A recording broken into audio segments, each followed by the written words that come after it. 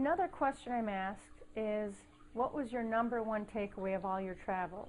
Well, I've been to 40 countries, and believe me, I've had a takeaway in every single place that I've been. But collectively, overall, looking at the big picture, the number one thing that I've discovered, and it was a journey of self-discovery from, I've had personal epiphanies as well as spiritual epiphanies. A big awakening for me is that I discovered there are no sides to take on an earth that is round. There are no sides. And we are one race, and that's the human race.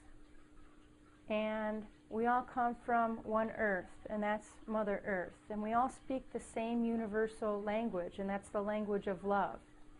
There is no us against them. And we all have the same colored blood. We all have the same yearnings and desires to love and be loved.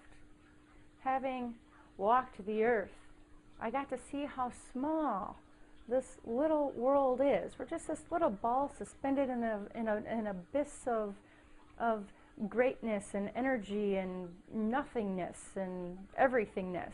We're just this little ball spinning. And we're all guests here on this earth. We're all guests. And we all have a departure date.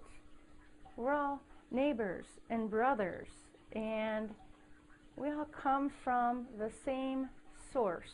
Whatever you call that source, that power source, that electricity, that God, that whatever you name it, we all come from the same source that grows our fingernails when we're sleeping, and grows our hair, and beats our heart, and breathes us.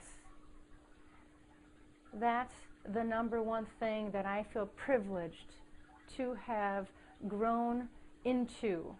I grew into that knowingness that we're all just here to give. And that's my takeaway. Probably not the answer you were expecting, but that's my number one takeaway. I've had a beautiful spiritual awakening, and I just feel so blessed and honored. And if it wasn't for that world tour, I wouldn't be where I am today in my mind, body, and spirit.